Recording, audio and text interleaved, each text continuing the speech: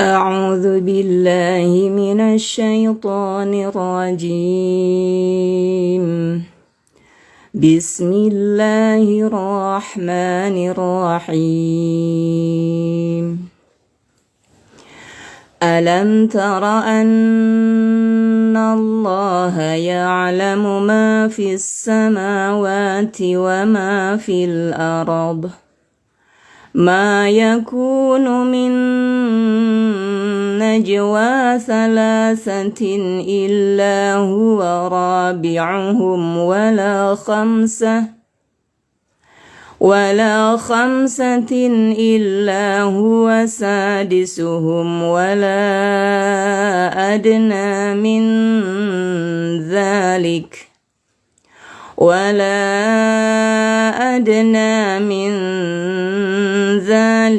ولا أكثر إلا هو معهم أينما كانوا ثم ينبئهم بما عملوا يوم القيامة إن الله بكل شيء عليم.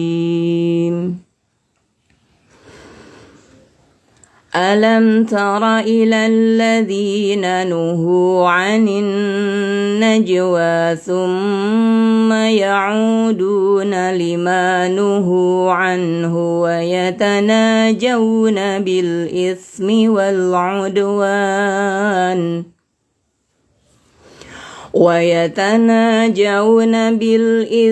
والعدوان ومعصية الرسول وإذا جاءوك حيوك بما لم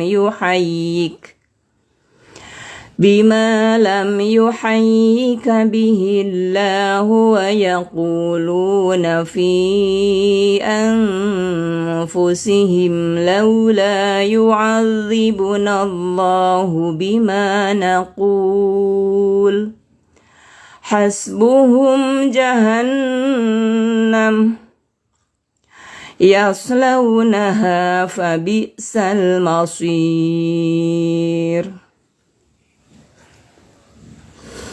يا أيها الذين آمنوا إذا تناجيتم فلا تتناجوا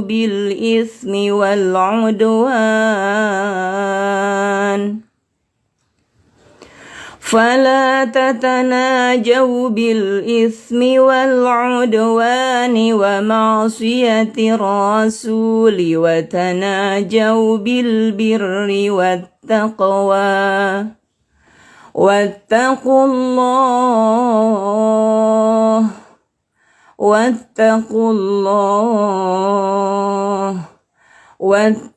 الله الذي إليه تحشرون. إنما النجوى من الشيطان ليحزن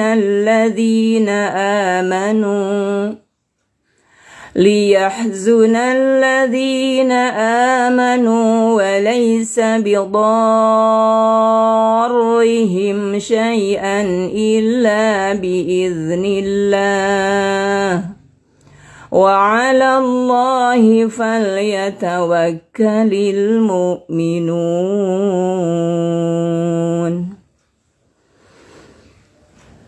يا أيها الذين آمنوا إذا قيل لكم تفسحوا في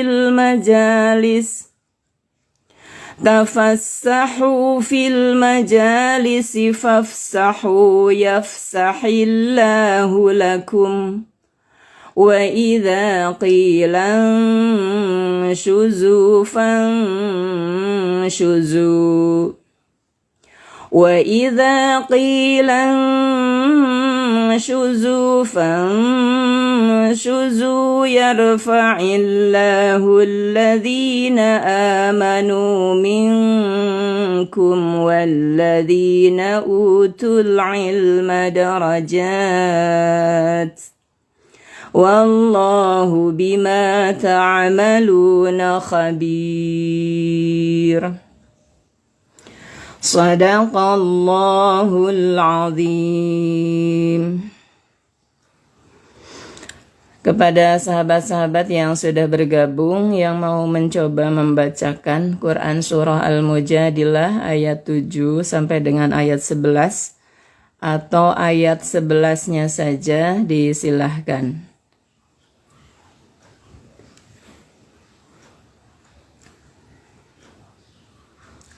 Silahkan, barangkali dari Sakura, Saung Quran, Mama, Ayah Bunda Saung Quran, atau dari Mama Bunda Firen, dari abinya Fahamura, barangkali ada yang mau membaca Quran Surah Al-Mujadilah ayat 7 sampai dengan ayat 11 atau ayat 11-nya saja.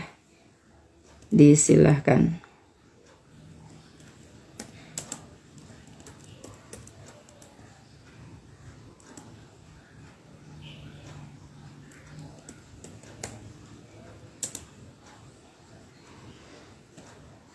Jika tidak ada, insya Allah kita akan mulai pertemuan pertama Petuah Pesantren Sabtu Ahad Yayasan Ishkarimah Syahida.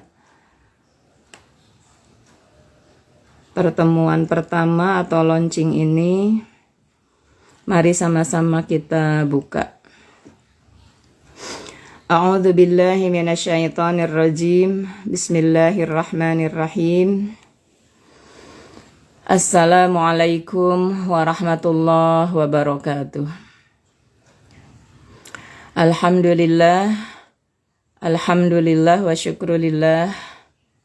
Wassalatu wassalamu ala Rasulillah Muhammad bin Abdillah wa ala alihi wa ashabihi wa mawalah. La hawla wa la quwata illa billah. Allahumma aftah lana hikmatak wansur alayna rahmatak min khazaini rahmatik ya arhamar rahimin. Alhamdulillah thumma alhamdulillah ala kulli hal alhamdulillah ala ni'matillah alhamdulillah. Puji hendaknya senantiasa terpanjat dari hati. Syukur senantiasa sebaiknya hidup dari kalbu kita atas segala episode kehidupan. Baik itu yang kita rasa sebagai sebuah kesenangan, ataupun yang kita belum memahami bahwa sesungguhnya itu adalah sebuah kenikmatan. Selayaknya seseorang yang senantiasa berhusnudzon kepada Allah yang Maha Rahman, yang Maha Rahim, yang Maha penuh kasih dan sayang di antara sifat-sifat yang lainnya. Yang dominan yang pertama adalah Bismillahirrahmanirrahim. Allah yang Maha Pengasih, yang Maha Penyayang. Allah Subhanahu wa Ta'ala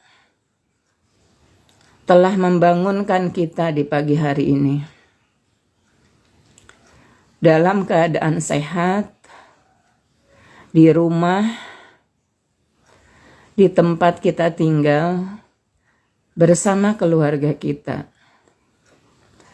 Ataupun ada teman-teman yang dibangunkan di rumah sakit mungkin sedang menemani keluarganya yang sakit. Tetap harus besar rasa syukur. Karena walaupun sakit, Allah masih hidupkan kita di pagi hari ini. Bagi teman-teman yang sedang sibuk, alhamdulillah. Walaupun sibuk, pagi hari ini masih dimampukan untuk sempat bergabung di Instagram bersama sahabat-sahabat yang punya niat yang sama, ingin meningkatkan kualitas kemanusiaan, semakin jauh berbeda dengan binatang, melesat menjadi manusia yang penuh kemuliaan, di antaranya adalah dengan ilmu.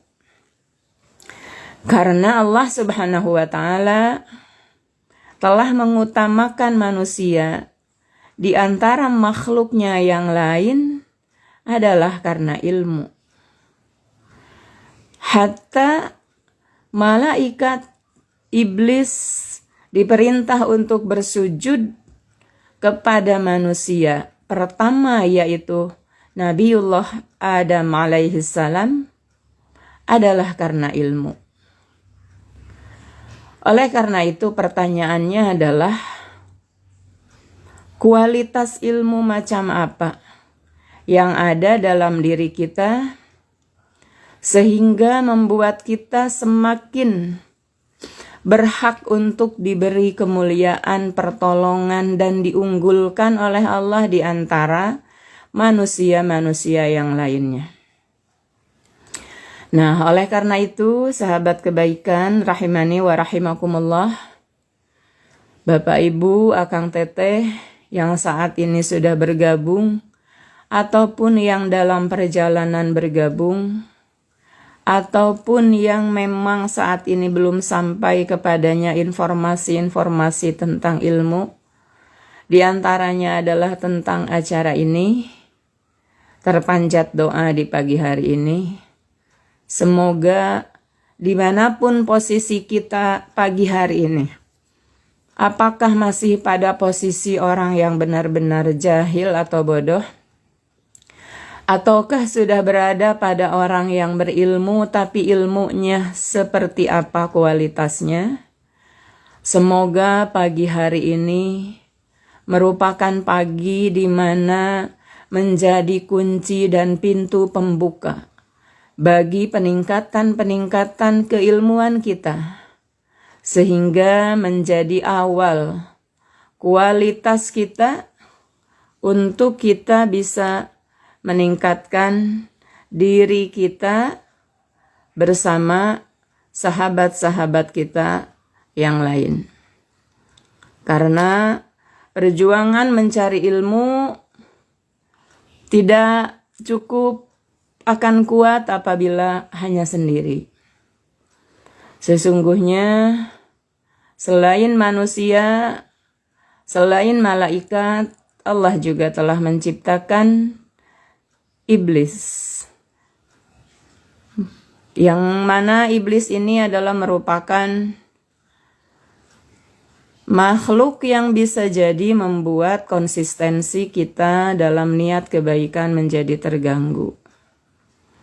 Nah, oleh karena itu, Bismillahirrahmanirrahim, petuah atau pesantren Sabtu Ahad, mari sama-sama di wadah ini menjadi wadah yang membuat kita mendapatkan pertolongan Allah, membela agama Allah, menolong agama Allah, dengan mensyiarkan ilmu-ilmu Allah, maka pertolongan Allah pasti akan diberikan sesuai janjinya yang sudah pasti. Sahabat-sahabat kebaikan, rahimani wa rahimakumullah. Pada pagi hari ini, bismillah dengan memohon pertolongan Allah, niat karena Allah, dengan cara mensyiarkan kebaikan-kebaikan dan ilmu-ilmu Allah, semoga menjadi dan termasuk jalan bagi kita untuk termasuk ke dalam menolong agama Allah, yang dengan wasilah ini pasti Allah akan menolong kita dengan cara-cara dan dengan teknik-teknik dan juga dengan hal-hal yang pasti terbaik untuk kita. Di pertemuan kali ini kita akan membahas tentang ilmu dan keutamaan ilmu. Ilmu dan keutamaan ilmu ini semoga bisa membakar semangat kita untuk menuntut ilmu syar'i. Karena ilmu adalah perkara yang sangat penting dalam kehidupan. Kehidupan yang kita jalani ini butuh kepada ilmu. Ibaratnya kita berkelana di sebuah hutan, di malam yang gelap. Tidak kelihatan ujung telunjuk jari kita sendiri pun. Bukankah begitu manusia yang ada dalam kebodohan? Gelap sebagai sebuah tanda bahwa tidak bisa membedakan mana yang benar, mana yang salah. Karena apabila hanya berpatokan pada akal itu terbatas. Kadang akal tidak bisa membuka rahasia-rahasia di masa lalu atau di masa yang akan datang. Walaupun bisa meneliti, penelitian itu menjadi relatif tergantung dari sampel-sampel penelitian yang ditemukan. Oleh karena itu, ilmu sebagai perkara yang sangat penting dalam kehidupan, sangat penting untuk menerangi kehidupan kita. Bayangkan seperti kita berjalan di malam hari di hutan yang penuh dengan pepohonan batuan, tapi kita tidak tahu di mana batuan itu berada yang mungkin kita bisa terantuk dan terjatuh karenanya. Seberapa jauh, seberapa dekat pohon di sekitar kita yang kita bisa kejedot dengan pohon tersebut, bisa tersangkut di ranting-ranting pohon atau bahkan di pohon yang tumbang kaki ini. Tentu terbayangnya akan sangat takut dan menakutkan apabila kita berjalan dalam kegelapan seperti gambaran tadi. Maka itulah mengapa keselamatan, kemuliaan manusia letaknya ada pada ilmu. Sehingga Al-Quran sebagai pedoman, jalan keselamatan, undang-undang kebahagiaan bagi manusia. Begitu juga hadis Rasulullah SAW sungguh telah meletakkan peraturan-peraturan yang membuat kita pasti akan selamat jika mengikutinya. Nah, di antaranya adalah Al-Quran dan hadis Rasulullah SAW memberikan informasi, memberikan instruksi, memberikan motivasi kepada kita bagaimana agar kita menempuh jalan-jalan ilmu, berenang di dalam lautan-lautan ilmu, karena sungguh ilmu itu memiliki keutamaan yang tiada duanya. Dia bisa jadi pembuka keimanan. Ilmu bisa jadi membuat kita terbebas dari kegelapan, mengeluarkan manusia dari kegelapan menuju terang. Sehingga bersyukurlah apabila sahabat-sahabat kebaikan Allah cintakan pada ilmu. Apabila kita dibuatnya kecanduan dengan ilmu, itu sungguh anugerah yang tiada terkira. Karena dari sana akan terbuka kunci-kunci jalan-jalan kebaikan, yang sangat terbuka kesempatan bagi kita untuk menelusurinya dan kemudian mendapatkan keselamatan itu. Sahabat-sahabat kebaikan, rahimani wa rahimakumullah. Pertanyaannya adalah, ilmu itu apa? Nah, karena bisa jadi kita sedang mencari ilmu padahal bukan. Kita merasa memiliki ilmu padahal bukan. Kita merasa sebagai ahli ilmu padahal bukan. Nah, Kita ambil pendapat dari Al-Hafidh Ibnu Abdil Barr, menyebutkan bahwa ilmu artinya sesuatu yang engkau sudah merasa yakin dan sudah jelas bukti-buktinya di hadapanmu. Sudah merasa yakin dan sudah jelas bukti-buktinya di hadapanmu. Silahkan Bunda yang mau sambil berperjalanan, jika memungkinkan masih bisa mengikuti kegiatan ini sambil berperjalanan. Semoga menambah berkah perjalanannya. Tapi apabila tidak kondusif, sampai bertemu di nanti siang di jam 1 bersama Ustadzah Nanin, ataupun nanti ba'da maghrib. Fi amanillah Bunda. Ya. Jadi ilmu itu adalah sesuatu yang engkau sudah yakin. Misalnya, setiap hari kita sholat 5 waktu. Apakah sudah yakin ilmu tentang sholat? Ataukah kita masih merasa, kenapa orang lain sholatnya begitu, saya begini? Jangan-jangan sholat saya salah. Nah, kalau masih jangan-jangan berarti kita belum yakin. Berarti kita belum punya ilmu tentang sholat. Berarti kita masih wajib mencari ilmu tentang sholat. Mengapa menjadi wajib mencari ilmu tentang sholat? Karena sholat wajib setiap hari. Karena sholat ingin menjadi amal sholih, bukan menjadi olahraga. Ketika ingin menjadi amal solih, syaratnya sesuatu dihukumi amal solih adalah berdasarkan ilmu. Nah, itu baru satu contoh yang setiap hari 5 kali wajib kita laksanakan, yaitu sholat. Belum kewajiban-kewajiban lainnya.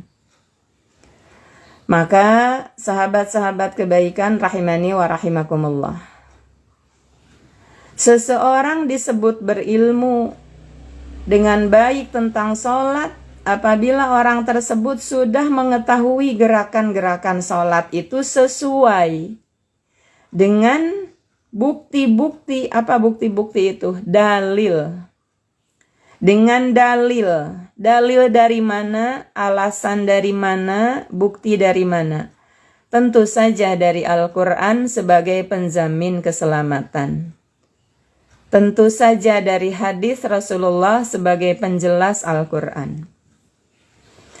Adapun orang yang sekedar mengikuti orang lain tanpa mengetahui bukti, tanpa mengetahui dalil, maka dia disebutnya pengikut. Atau bahasa Arabnya disebutnya muqallid. Kegiatan mengikutinya disebutnya taklid. Nah, muqallid ini bagaimana dalam pandangan ilmu? Muqallid ini belum bisa disebut sebagai orang yang berilmu tentang sesuatu. Oleh karena itu, maka thalabul ilmi adalah untuk membuat kita minimalnya tahu dalil, tahu alasan. Tahu itu bisa pernah mendengar, bisa pernah membaca, pernah menganalisa, atau bahkan menghafal, dan kemudian mampu menganalisa.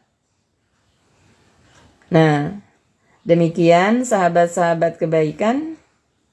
Sehingga mengapa kita perlu thalabul ilmi? Bukan mungkin untuk merubah amalan kita menjadi tidak beramal, bukan. Misalnya yang tadinya kita sholat, terus jadi ragu tentang sholat, jadi nggak sholat, bukan. Tapi justru amal ataupun perilaku yang sudah baik selama ini, baik itu kan relatif. Bisa baik menurut manusia. Itu belum tentu itu amal soleh di hadapan Allah. Wah, dia baik sholat, ternyata sholatnya tidak dengan ilmu, maka baiknya hanya menurut manusia. Maka bagaimana agar menjadi amal solih? Perkaya sholat kita dengan ilmu. Kita rajin berdoa. Perkaya doa kita dengan ilmu berdoa. Kita rajin bermajlis ilmu. Perkaya majlis ilmu kita dengan ilmu. Maka kebaikan-kebaikan yang sudah sahabat-sahabat lakukan, itu menjadi amal solih. Sahabat-sahabat kebaikan rahimani wa rahimakumullah. Allah Subhanahu wa ta'ala telah menyampaikan di dalam Quran surah Al-Hujurat, Al-Mujadilah yang tadi di awal kita bacakan. Kita tadi membaca surah Al-Mujadilah ayat 7 sampai ayat 11 satu halaman. Walaupun yang pada saat ini akan dibahas adalah ayat 11-nya saja. Ya ayyuhalladzina amanu. Hai orang-orang yang beriman. Jadi panggilan ayat ini bukan kepada seluruh manusia. Tidak akan percaya, tidak akan mengikuti manusia-manusia yang belum beriman perintah di Quran surah Al-Mujadilah ayat 11 ini. Makanya beriman dulu apabila ingin mendapatkan kehebatan Al-Mujadilah ayat 11 ini. Beriman dulu kepada Allah yang mengatakan kalimat-kalimat ini. Beriman dulu kepada Allah yang menurunkan ayat ini. Maka barulah akan mendapatkan kebaikan-kebaikan dari ayat 11 surah Al-Mujadilah ini. Di antara awal dari kebaikan yang akan didapatkan, sababnya adalah karena melaksanakan yang diperintahkan di ayat ini. Apa perintahnya? Idza qila lakum tafassahu fil majalis. Apabila dikatakan kepada kalian tafassahu, berlapang-lapanglah. Fil majalis, di dalam majlis-majlis kalian. Berlapang-lapang itu artinya membuat orang lain mendapat kemudahan ketika mau bergabung. Mendapat kenyamanan dalam proses bergabung. Tidak sesak, tidak sulit ketika mau lewat, tidak sulit ketika mau bergerak. Itu artinya lapang. Jadi lapang itu sebuah kondisi di mana nyaman, gitu. Maka tafassahu fil majalis. Berlapang-lapanglah di dalam majlis. Nah, ini adalah salah satu etika di dalam majlis atau adab di dalam majlis. Adab di dalam majlis atau adab di dalam mendapat keutamaan ilmu diawali dengan beradab di dalam majlis sebagai salah satu cara untuk kita mendapatkan ilmu, sebagai sabab untuk kita mendapatkan ilmu. Nah, yang berikutnya apa yang disebut dengan majlis? Tafassahu fil majalis. Berlapang-lapanglah kalian di dalam majlis. Berlapang itu tadi munculkan, wujudkan kondisi nyaman. Mudahkan orang-orang yang ada di sekitar majlis. Baik mudah untuk lewat, mudah untuk bergerak, mudah untuk mendapatkan ilmu, tidak terganggu dengan badan kita, tidak terganggu dengan suara kita. Itu namanya berlapang-lapang. Nah, maka majlis itu apa yang membuat kita harus berlapang-lapang di dalamnya? Harus nyaman untuk diri dan nyaman untuk seluruh yang ada di majlis ini.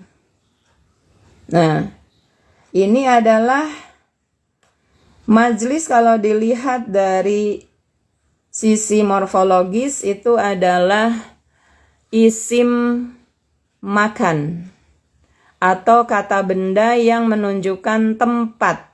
Jalasa. Jalasa itu artinya duduk.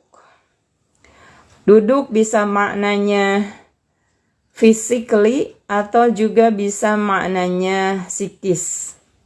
Duduk artinya membuat bagian badan kita tetap di sebuah tempat. Tetap itu artinya berarti tidak goyah, tidak kesana kemari, tidak nyuksruk, tidak ngejengkang, tidak jalan-jalan, itu kan duduk. Nah, jadi kalau tempat duduk itu tempat di mana kita itu tetap untuk beberapa saat diam di situ. Insya Allah termasuk duduk adalah duduk di majelis online seperti ini. Apabila kita pikiran, perasaan, fokus ke dalam yang disampaikan di majelis ini. Bagaimana apabila sambil, ya kalau kita memang punya multitasking gitu ya. Sambil gegeroh kalau kata Habu ya Habu. Kalau sekiranya sambil nyuci wadah itu membuat kita bisa tetap fokus, terang-terang-terangnya piring tidak mengganggu, ya berarti itu termasuknya kita duduk di majelis ilmu. Tapi seandainya dengan sambil nyuci piring suara penjelasan tidak terdengar sehingga kita terbagi energi mendengarnya ke suara piring dan ke suara kajian, maka itu namanya walaupun duduk mungkin duduknya ibarat duduk yang goyang-goyang, ibarat duduk yang pinggangnya kesana kemari. Bagaimana akibatnya? Ya tentu saja ada kemungkinan salah dengar karena energi itu kan tetap dia segitu-gitunya. Kalau kita bagi maka menjadi 1/2 atau menjadi 1/sekian. Akhirnya tidak jarang yang salah dengar, salah tafsir gitu. Nah, ini mungkin salah satu kelemahan dari majelis-majelis online. Oleh karena itu, majelis sekarang ini kita buka adalah sebagai motivasi saja. Sebagai motivasi untuk kedepannya semoga kita bisa membuka, melaksanakan, mengistiqomahkan majelis yang betul-betul membuat kita fokus. Ketika kita tidak fokus, ada yang mengingatkan. Kalau muwajahah bertatap muka, kan ketika nundutan dimension, dipanggil gitu ya. Kemudian ketika ngobrol diingatkan, ada apa Bu ngobrol berdua gitu ya. Nah itu kan membuat kita kembali fokus. Nah, jadi sahabat kebaikan rahimani wa rahimakumullah. Tapi gitu. Akhirnya kan daripada. Walaupun daripada itu katanya politik yang tidak ideal, ya. Daripada tidak sama sekali mengikuti kajian-kajian majelis-majelis ilmu karena alasan-alasan syar'i, kewajiban-kewajiban yang berada di pundak kita jauh lebih dahsyat banyaknya daripada waktu yang tersedia. Akhirnya ya online pun lakukan. Tapi jangan mencukupkan diri dengan kajian online. Buatlah agenda walaupun hanya sepekan sekali.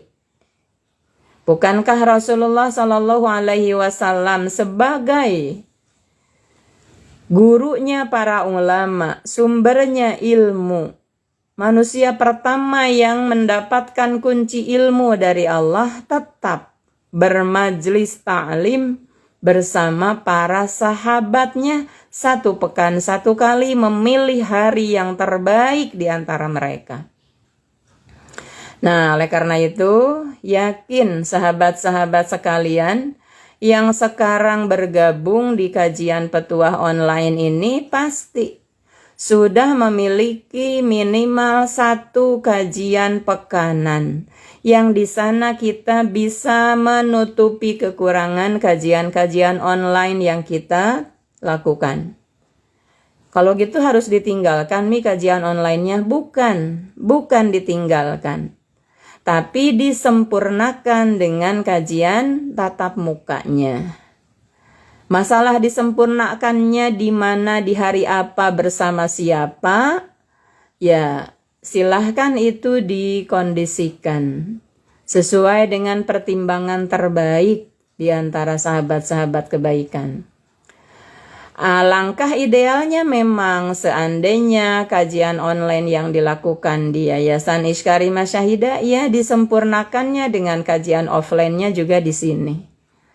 Karena misal dalam sebuah kejadian mengikuti kajian online di A misalnya, kemudian ada yang tidak difahami tapi dikonfirmasinya bersama B, nah itu kan bisa multi persepsi atau bisa tidak kena dengan yang dimaksud. Nah, oleh karena itu besar harapan sahabat-sahabat kebaikan, rekan-rekan panitia, relawan petuah, kita suatu saat akan bertemu. Masalah sepekan sekali, sebulan sekalinya, semoga nanti Habu dan teman-teman mendapatkan inspirasi, waktu yang tepat yang Allah rizkikan kepada kita, di mana kita bergabung. Tidak mampu sepekan sekali, ya sebulan sekali gitu. Sabtu Ahad keberapa atau Ahad keberapa, jam berapa kita bertemu.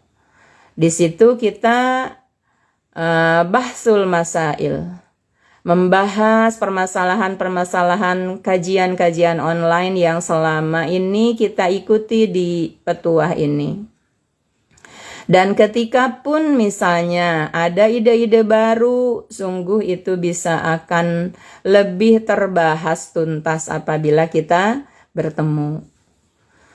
Nah, oleh karena itu, sahabat-sahabat kebaikan, rahimani wa rahimakumullah, bersyukurlah Allah pertemukan kita pagi hari ini di kajian petuah ini walaupun online.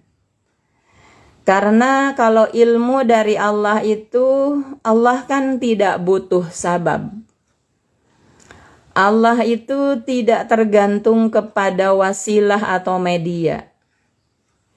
Bisa jadi walaupun di kajian online Allah berkenan memberikan hidayah kepada kita, bahkan tanpa sabab sekalipun Allah kasih ilmu pada kita. Hanya saja kenapa kita mesti mengalokasikan? Karena wajib bagi kita untuk ibadah. Dan ibadahnya itu adalah melakukan seoptimal mungkin, sebaik mungkin. Seperti apa yang disampaikan di Al-Mujadilah ayat 11 ini. Bagaimana kita akan melaksanakan perintah Allah, tafassahu fil majalis, berlapang-lapanglah kalian di dalam majlis. Bagaimana kita akan melaksanakan perintah berlapang-lapang di dalam majlis kalau majlisnya sendiri kita nggak pernah duduki? Bukan majlis namanya kalau tidak duduk di tempat duduk gitu ya. Nah, sedangkan setiap perintah Allah itu adalah wajib hukumnya, itu asalnya. Maka setiap perintah Allah ya kita laksanakan. Di antaranya adalah perintah duduk berlapang-lapang di dalam majlis. Maka duduk di dalam majlis bukan semata untuk tujuan lain, tapi semata karena melaksanakan seruan Allah di Al-Quran surah Al-Mujadilah ayat 11 ini. Lalu berikutnya, fafsahu yafsahillahu lakum. Berlapang-lapanglah, maka Allah akan melapangkan kalian. Gitu. Nah, jadi sahabat-sahabat sekalian, dari ayat 11 surah Al-Mujadilah ini, pertama, dulu tuh para sahabat tuh berlomba mencari tempat dekat dengan Rasulullah ketika mau melaksanakan kajian ilmu. Kalau sekarang bagaimana? Kalau kita mau pengajian, pahoyong-hoyong dekat dengan Umi enggak? Atau pak jauh-jauh? Ataukah yang diburunya adalah tiang atau dinding masjid, musola, ruangan? Bandingkan dengan sahabat zaman Rasulullah. Apakah kita ingin sekelas sahabat Rasulullah? Buktikan dengan perilaku-perilaku sahabat yang menjadi sabab dimasukkannya sahabat menjadi manusia-manusia mulia setelah para nabi. Nah, jadi para sahabat itu dulu berlomba mencari tempat paling dekat dengan Rasulullah. Karena kalau paling dekat itu akan sulit untuk tergoda setan. Karena musuh setannya dekat dengan kita. Gitu. Lalu yang kedua, di Al-Mujadilah ayat 11 ini, perintah memberikan tempat kepada orang yang baru datang, itu anjuran. Ada yang datang geser, tapi karena dalam teori komunikasi atau bicara klasikal, apabila ada sebuah kelompok yang sedang mendengarkan sebuah pembicaraan, tapi ada yang bergerak, maka perhatian orang-orang akan kepada yang bergerak.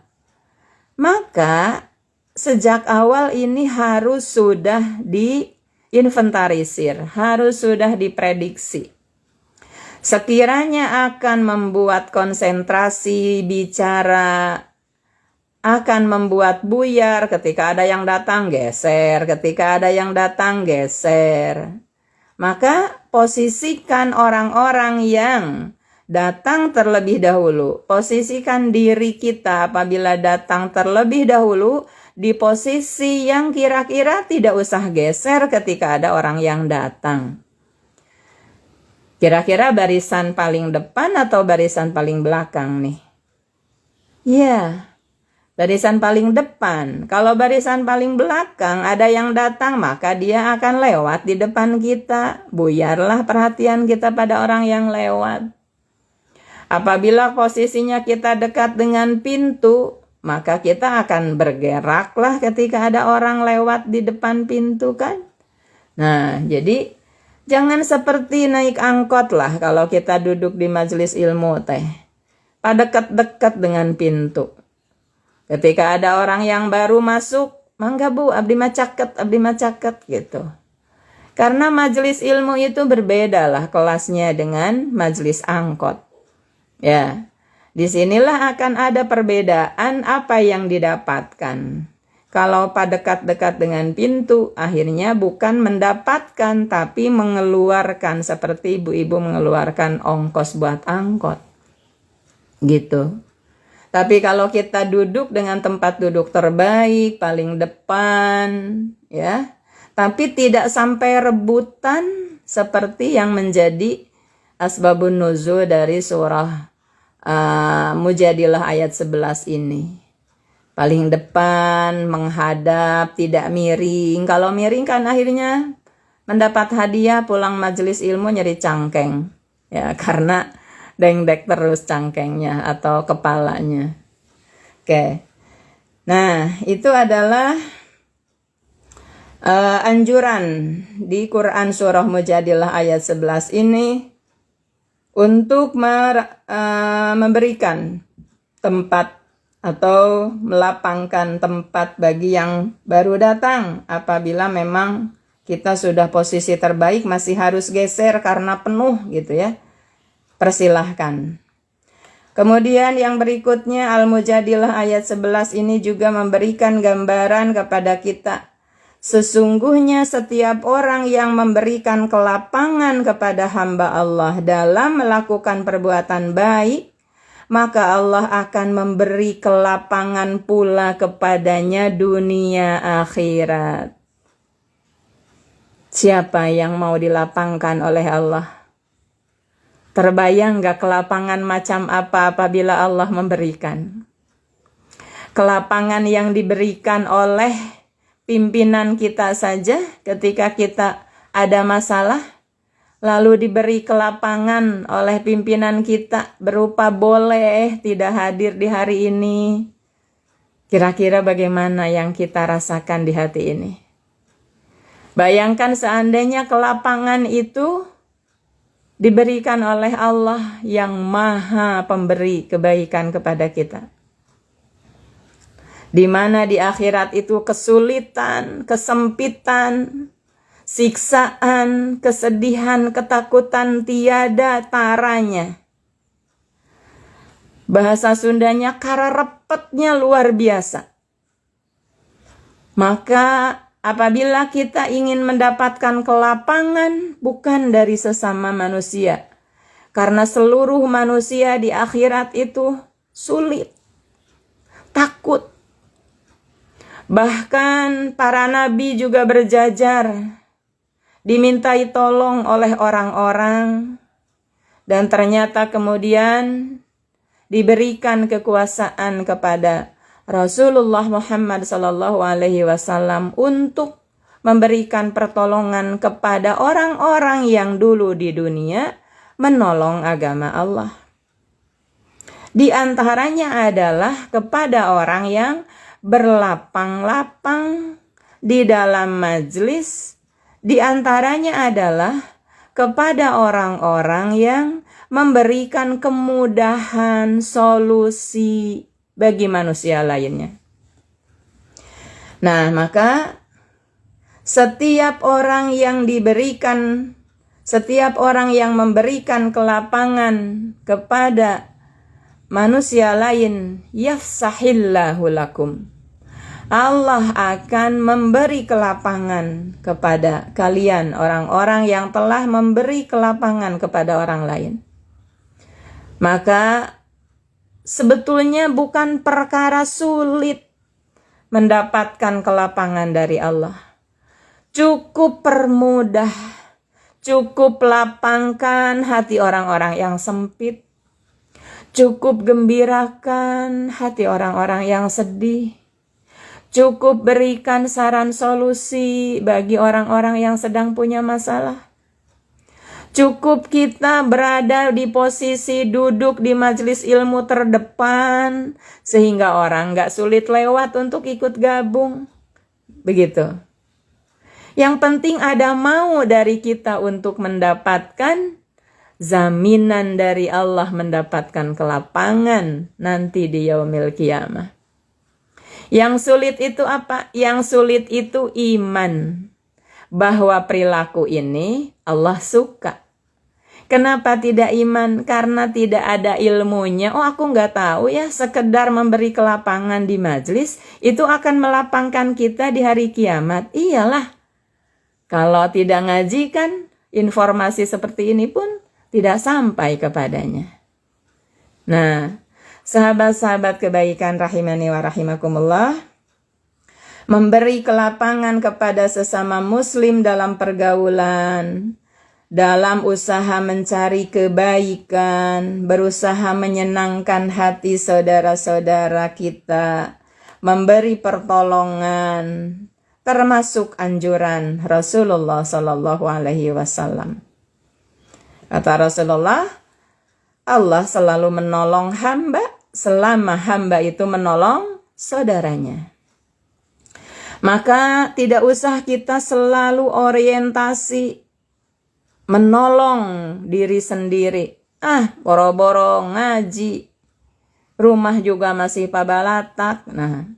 Boro-boro nengok orang sakit, saya juga sakit. Nah, hal seperti ini berarti kita ini sedang menuhankan kita. Jadi kita ngurus kita, nggak perlu ngurus lo gitu kan berpikirnya. Padahal kalau bagi orang berilmu, ngurus orang itu niatnya bukan ngurus orang. Tapi niat ngurus orang itu adalah menolong agama Allah. Bahasa filsafatnya adalah menolong Allah. Gitu. Menolong Allah itu kan tidak ada seorang yang sakit kecuali di situ adalah qadarullah. Maka ketika kita menengok orang yang sakit, berarti kita sesungguhnya peduli dengan qadarullah. Bahasa kajian yang harus mendalamnya adalah kita ini menolong Allah. Nah, maka bagi orang-orang yang cinta menolong, dia tak pilih bulu, tak pilih kasih, tak pandang bulu. Yang penting makhluk Allah perlu ditolong. Hatta kucing anjing pun diberi makanan, diberi minuman karena Allah yang telah menciptakan makhluk-makhluk tadi kelaparan, kehausan. Bukan karena makhluknya, tapi karena Allahnya. Bukankah bros harga 5.000 pun kalau dikasih dari Ibu Presiden, kita nggak simpan di sembarang tempat. Kita larang anak kita yang masih kecil melempar-lempar itu bros.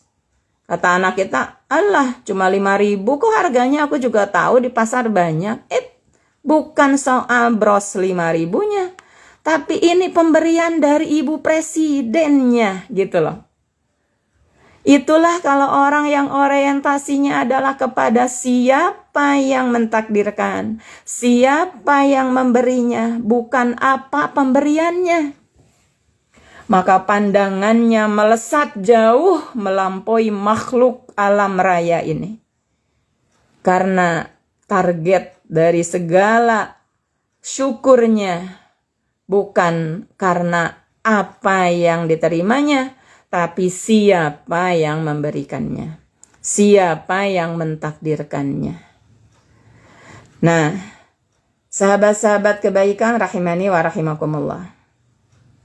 Maka jadilah kita orang-orang yang senang melapangkan tempat duduk, senang melapangkan kesulitan orang lain, senang menghibur orang, senang share solusi kepada orang.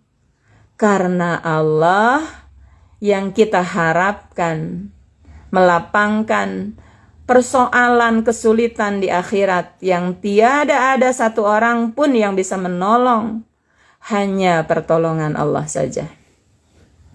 Sahabat-sahabat kebaikan rahimani wa rahimakumullah. Di Quran surah Al-Mujadilah ini kemudian disampaikan, wa idza qila syuzu fansyuzu,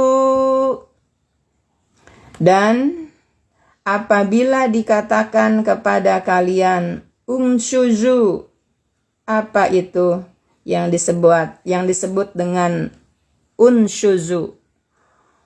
Kalau digabung dengan kalimat sebelumnya dibacanya menjadi qilang suzu, berdirilah.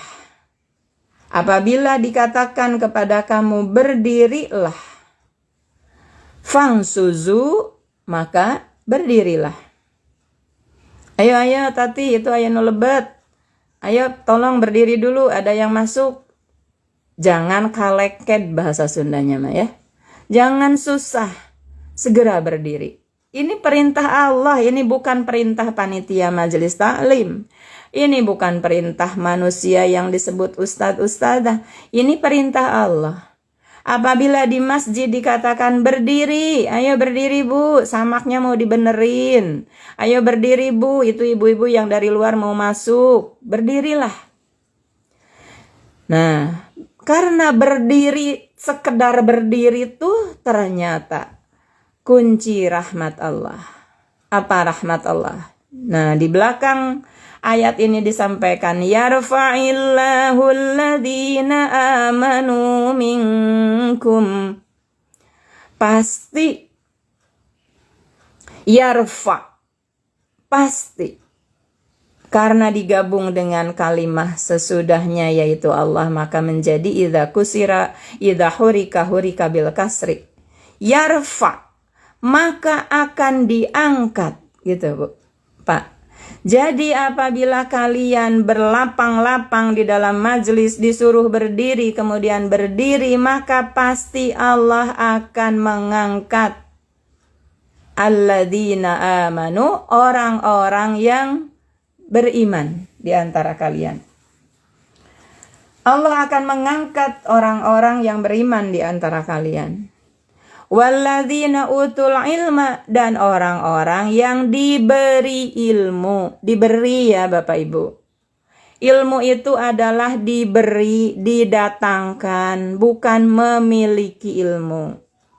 Tapi diberi. Kalaupun disebutnya ahlul ilmi, keluarga ilmu, ya yang dititipi ilmu. Akan ditingkatkan orang-orang yang beriman, orang-orang yang diberi ilmu, akan ditinggikan, akan diangkat. Apanya? Darajat. Derajatnya beberapa. Apa derajat itu? Tingkatan. Tingkatan apa? Tingkatan ketinggian manusia. Kan yang disebut dengan manusia juga bedalah kelasnya. Ada kelas manusia bodoh kan? Bodohnya juga kan macam-macam. Ada bodoh sangat, bodoh aja, bodoh dikit mungkin ya. Nah maka berilmu juga kan nanti ada yang ilmunya dikit, ilmunya banyak, banyak banget gitu. Nah itu kan tingkatan. Jadi sesungguhnya kalau kita ingin mendapatkan ketinggian derajat manusia, kemuliaannya, maka kuncinya dua di sini. Satu, iman. Yang kedua adalah ilmu. Padahal surah Al-Mujadilah ayat 11 ini panggilannya sudah orang yang beriman ya. Ya ayyuhalladzina amanu, hai orang-orang yang beriman. Tapi masih orang beriman ini diingatkan di tengahnya oleh Allah, yarfa'illahu alladzina amanu minkum. Akan ditinggikan loh derajat orang yang beriman. Berarti bagi orang-orang yang sudah dipanggil orang beriman, yang sudah termasuk orang yang beriman pun masih harus kembali merefleksi diri tentang derajat keimanannya. Padahal aku teh sudah dipanggil sebagai orang beriman, tapi masih harus merefleksikan diri. Sebesar apa keimanan saya? Dilihat dari apa besar dan kecilnya? Dilihat dari tanda-tandanya. Kan ibarat kalau kita menilai diri, ya ada indikator-indikatornya. Misalnya, Bapak Ibu guru disebutnya berkompeten dalam kompetensi komunikasi misalnya. Kompetensi sosial misalnya. Kan kompetensi sosial juga banyak indikatornya. Berbahasanya bagaimana? Berbahasa juga banyak nanti indikatornya.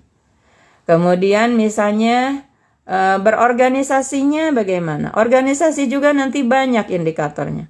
Ada organisasi tingkat RT, RW, desa, kecamatan, kabupaten, negara atau nasional. Tentu beda, walaupun sama-sama disebut berkompeten, sangat memungkinkan untuk adanya perbedaan derajat kompetensi itu. Dari 10 checklistan, ada yang hanya 3, ada yang hanya 4, ada yang mungkin 10. Ada yang mungkin melebihi dari 10 plus. Gitu.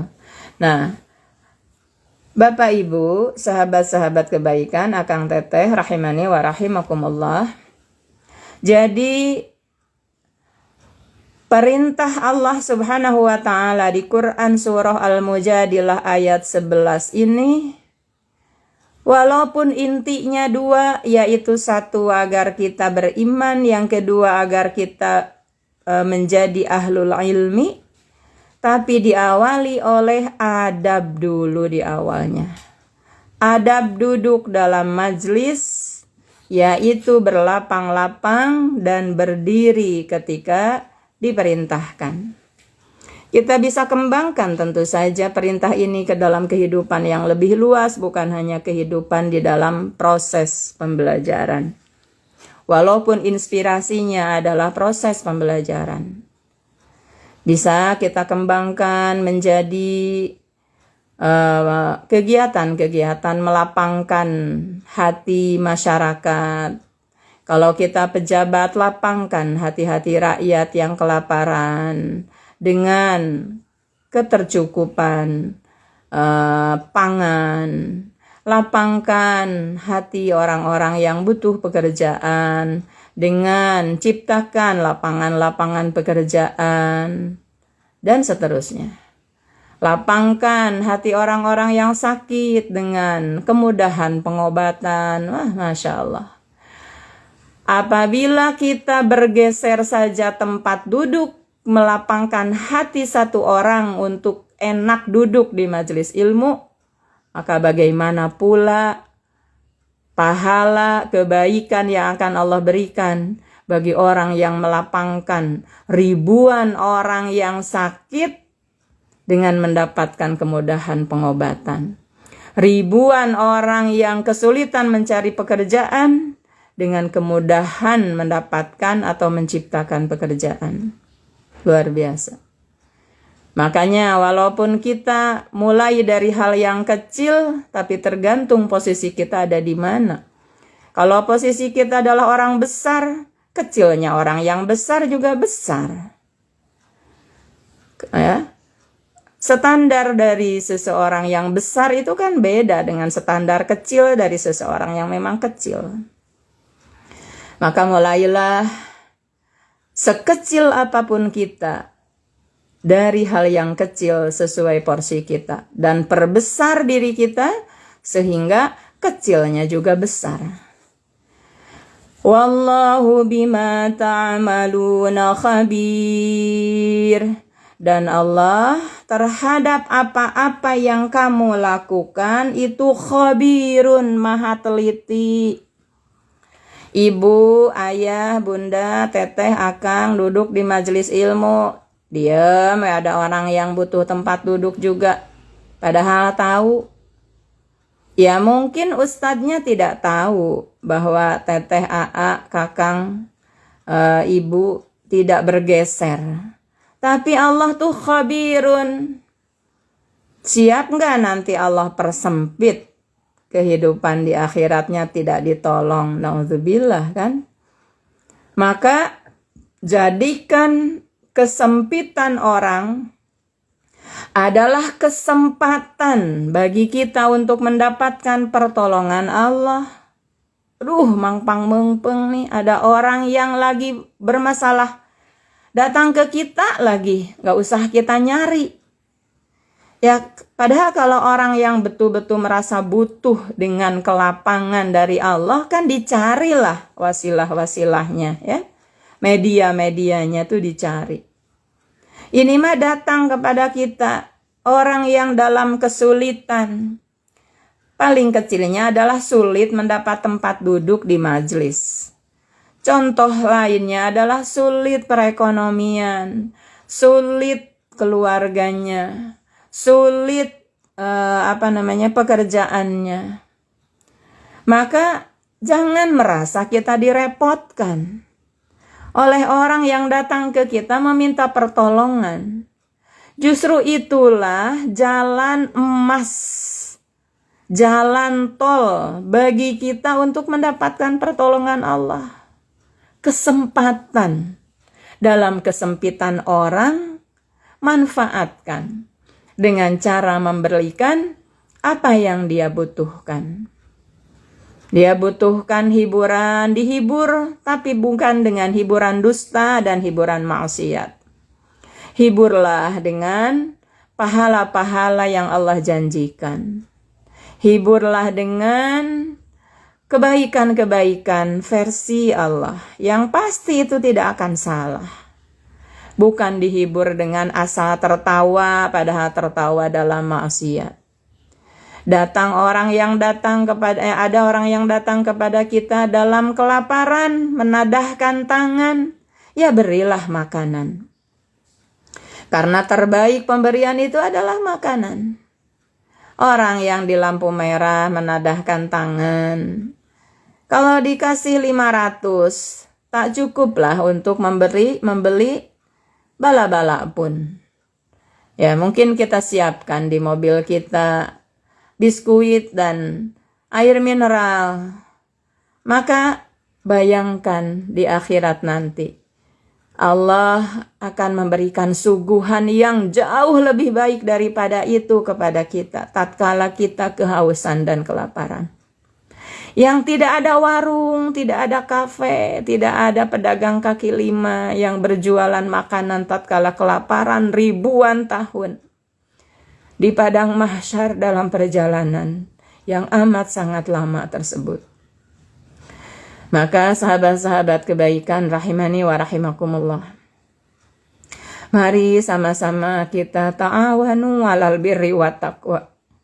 Saling menolong dalam kebaikan dan ketakwaan, karena sesungguhnya semua kita ini lemah. Semua kita ini lemah. Tidak ada yang hebat, tidak ada yang kuat, tidak ada yang bisa istiqomah tanpa pertolongan Allah. Dan capailah pertolongan Allah dengan saling menolong di antara kita. Saling menolong dalam melaksanakan, menegakkan, mengistiqomahkan kebaikan. Sahabat menolong Umi juga menolong sahabat-sahabat sekalian. Agar tercipta, agar terlahir bukti-bukti pertolongan Allah. Berupa kita dikokohkan, dikuatkan dalam melaksanakan kebaikan. Sahabat-sahabat kebaikan, rahimani wa rahimakumullah, mari sama-sama kita minta kepada Allah Subhanahu wa ta'ala semata karena meminta itu diperintah. Meminta apa? Meminta hal-hal yang memang Allah perintahkan untuk kita minta. Apa yang diperintahkan Allah untuk kita minta ada di dalam Al-Quran. Maka apa-apa sajanya berarti wajib bagi kita untuk mencari tahu ada apa saja permintaan yang diharuskan minta di dalam Al-Quran. Maka mari kita lanjutkan kajian kita ini, insya Allah, walaupun sekarang baru bisa dengan wasilahnya online, mudah-mudahan suatu saat kita bisa alirkan energi-energi positif kita melalui tatapan muka, melalui duduknya dalam satu majlis offline ataupun dalam satu keramik yang sama, dalam suatu tempat duduk, tembok ataupun bumi yang sama. Maka walaupun online, karena Allah tak butuh sebab, sangat mampu Allah turunkan hidayah, inayah, taufiknya kepada kita. Berupa kemauan untuk kita terus dan terus melakukan kebaikan. Bukan hanya yang bermanfaat untuk diri, tapi juga untuk sekeliling kita. Karena kelas setiap kebaikan itu berbeda. Maka wajib dari diri kita untuk terus meningkatkan kelas kebaikan diri kita ini. Bapak Ibu, Akang Teteh rahimani wa rahimakumullah, apabila ada yang mau ditanyakan di pertemuan pertama ini, silahkan untuk chat maupun melalui suara. Misalnya Mimi Hijab sudah Umi izinkan untuk bergabung. Seperti maaf, ya silahkan. Mimi mau menyampaikan langsung dengan suara, boleh disiapkan dulu. Kalau tidak, Umi tutup ya.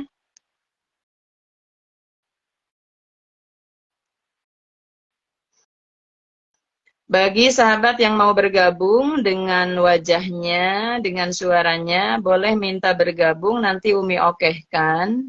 Apabila ada ayat Al-Quran yang mau dibaca, kameranya dihadapkan kepada mushaf. Apabila kita ingin bertatap muka, nanti Umi balikan kameranya ke muka Umi, lalu sahabat juga balikan kameranya ke muka sahabat. Seperti itu. Mimi mau bertanya?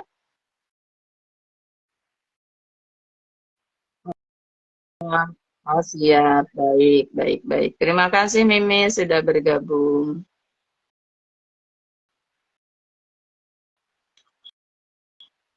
Teman-teman yang lain, sahabat-sahabat rahimani wa rahimakumullah, apabila sudah cukup, yang oh ya, yang kita bahas di kesempatan hari ini, mari sama-sama kita tutup pertemuan ini dengan doa.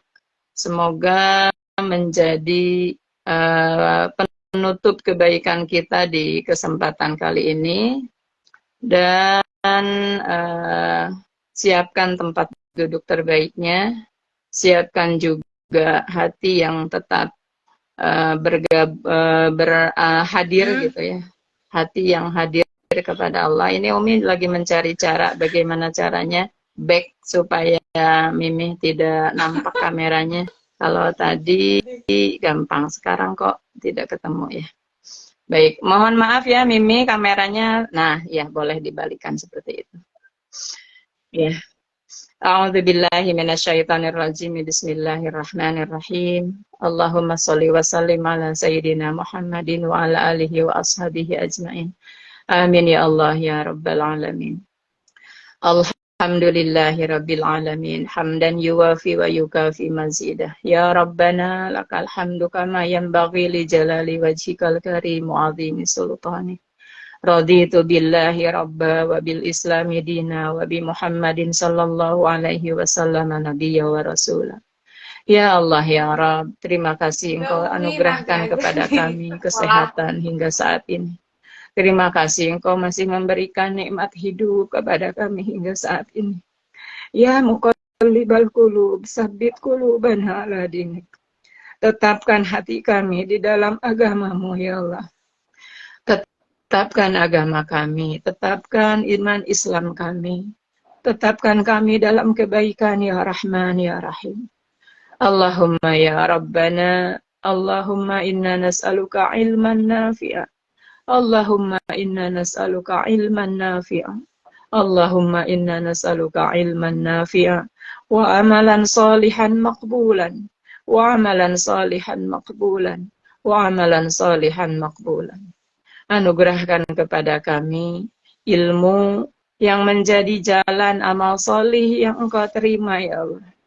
Karena tidak setiap yang kami merasa tahu benar-benar kami sudah tahu. Andai pun kami sudah tahu sesuatu, masih banyak yang belum kami tahu. Andai pun kami sudah tahu sesuatu, betapa sedikitnya dari pengetahuan kebaikan itu yang kami sudah laksanakan. Andai pun 1, 2 ada yang sudah kami laksanakan, masih banyak yang kami melaksanakannya bukan karenamu. Tidak ikhlas, belum ikhlas karenamu. Masih demi manusia yang mendengar, masih demi manusia yang melihat. Ya Allah ya Rabbana, ampuni dosa-dosa kami, dosa perasaan kami, dosa pikiran kami, dosa lisan kami, dan dosa perbuatan kami. Allahumma ya Rabbana, jadikan majelis petuah ini adalah majelis dibersihkannya kesalahan-kesalahan kami dengan Engkau sadarkan pada kesalahan yang telah kami lakukan, dengan Engkau mampukan kami meninggalkan kesalahan yang pernah kami lakukan, dengan Engkau mampukan, kami ganti kesalahan itu dengan kebaikan-kebaikan. Allahumma ya Rabb, panjangkan umur kami dalam ketaatan kepadamu ya Allah. Panjangkan umur kami dalam untuk melapangkan hati orang-orang yang ada di sekitar kami. Allahumma ya Rabbana, anugerahkan kepada kami untuk melapangkan hati kami dengan hadiah-hadiah dan janji-janji darimu saja. Cukup lapangkan hati kami hanya dengan balasan-balasanmu saja. Karena sungguh tidak ada satu balasan pun dari selainmu yang bisa setara harganya dengan balasan darimu. Sungguh kebodohan apabila kami masih mengharap balasan dari selainmu yang sangat hina dan tiada harganya. Ya Allah, ya Rabbana, anugerahkan kepada kami jalan-jalan ilmu, ya Rabb. Istiqomahkan kami di dalam bermajlis ilmu, ya Allah. Sempurnakan ikhtiar kami dalam mendapatkan ilmu pemberian darimu, ya Allah. Dan jadikan ilmu itu menjadi jalan keselamatan kami, keluarga kami, masyarakat kami, bangsa dan negara kami. Allahumma ya Rabbana, hablana min azwajina wa dhurriyyatina qurrata a'yun waj'alna lil muttaqina imama. Anugerahkan kami sahabat-sahabat kami, sahabat perjuangan kami dalam kebaikan, dalam bermajelis ilmu. Anugerahkan generasi keturunan kami, baik anak-anak yang kami lahirkan dari pernikahan kami, ataupun anak-anak yang kami lahirkan dari lembaga-lembaga pendidikan kami. Seluruhnya menjadi imamul muttaqin, pemimpin bagi orang-orang yang bertakwa.